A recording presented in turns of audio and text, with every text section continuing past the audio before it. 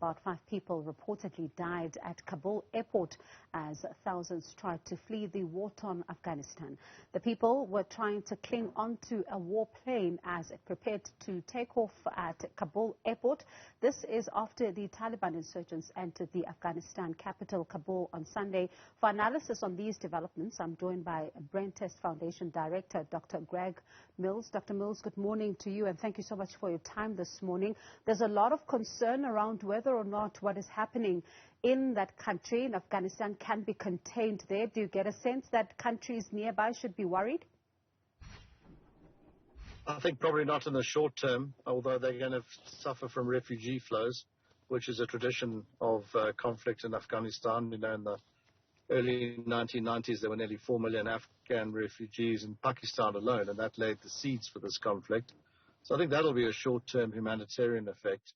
In the longer term, it remains to be seen in terms of what the Taliban does and whether the war continues and takes on new forms. And inevitably, as we've seen in past conflicts in Afghanistan, these things tend not to stay at home. So while much of the focus is now internal, almost invariably the export of their brand of Islam, their brand of politics is definitely on the agenda. And it's probably something that most countries in the region will be dead set against. I mean, China has its own set of issues with its own Muslim separatist community, and of course the stands and their relationship with Russia.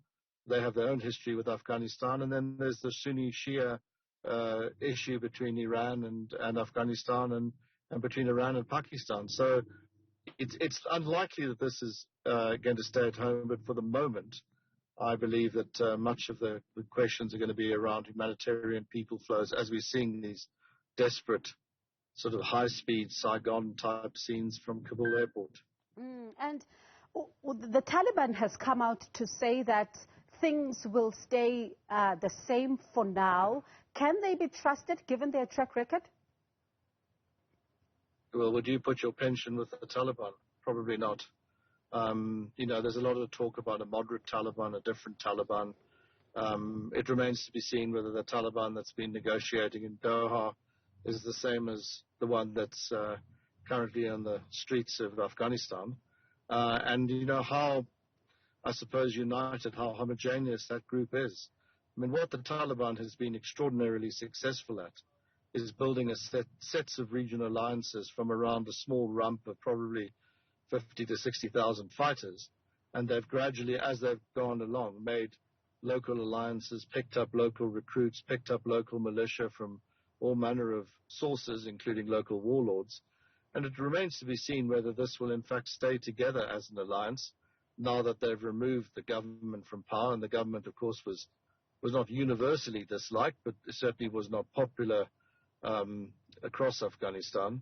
So now that they've got rid of a common enemy, whether they will have a common agenda is, of course, a question for the Taliban, as it was a question back in 1996, the first time around, where the common enemy then was anarchy. Today, the common enemy may be the government and a bit of anarchy, but most of that anarchy, of course, has been created by the Taliban. So now that they've removed the reasons for their own existence, will they have a political future beyond just fear and retribution? That's a big question. Do you think those that worked with the U.S. may find themselves exposed here? They say not, but I mean, I was there a month ago, and certainly the people that I worked with in government are running for their lives currently. So I think the rhetoric and the reality, as ever, are two separate things, and I think there's a great deal to be concerned about. I think we'll have to wait and see. I mean, one would certainly hope not. If you want to go about patching up a peace and rebuilding Afghanistan and proving that you're better than the last government and gaining the legitimacy that's so necessary for foreign inflows, and that's probably the weakest point of the Taliban. I mean, last time round, essentially, they were recognized by Pakistan and no one else. If they want widespread legitimacy and then the funding that goes with that from the international community, they're going to have to go about governing in a manner that is acceptable to the people who've got money to spend there. So that's a moderating influence, but so far I think the the fear that you see in people's eyes, the scenes at Kabul Airport, the messages that I'm constantly receiving from folk who are running for their lives in Kabul would suggest that perhaps not. Talking about the fear in people's eyes, one of the concerns is around the most vulnerable, women and children, particularly women. We saw, at some point just years ago where women would be whipped on the sidewalks just for even showing as much as their knees or even their ankles at some point, or even their face and all of that. Do you think they've got a lot to be concerned about here in terms of, how the treatment of women could unfold in the next coming months?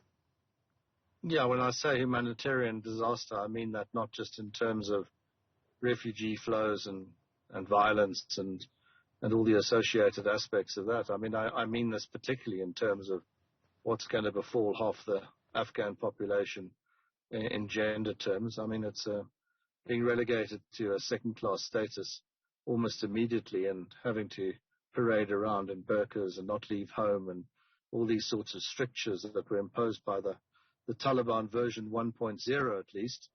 If those come back, this is going to impact on their legitimacy on one level, and it's going to impact on the normal functioning of the state at another. It's not difficult to envisage how Afghanistan could play an incredibly positive role as a link in the region between all these states in Central Asia and Pakistan and India. It's not difficult to see that, but it's going to be very hard if they go about essentially running an extractive economy based on drugs and very little else, which was the past record 20 years ago. So disqualifying half your population from full participation in the economy is not a particularly good place to start with.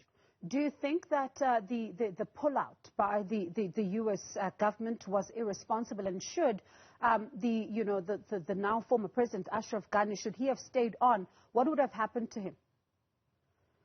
Yes, I think the pullout was absolutely irresponsible. America had 2,500 troops there.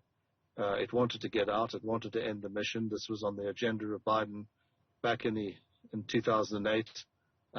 He claims now, of course, that it was Trump's signature of the peace deal, and it wasn't him.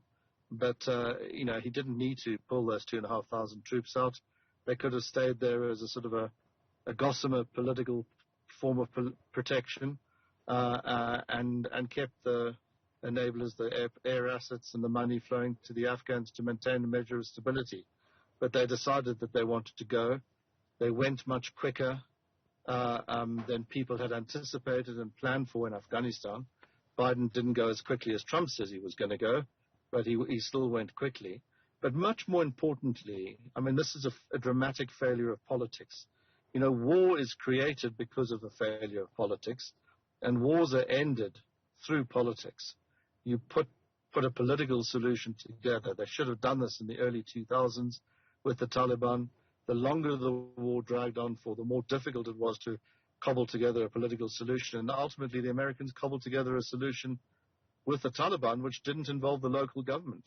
So I'm afraid in those circumstances, it was always going to end like this, given that political arrangement. It didn't have to end like this if the Americans had stayed as that guarantor. And it was impossible for Ghani, of course, given the collapse of the government's army for all sorts of other reasons, including the lack of support, but for other reasons, it was impossible for Ghani to stay.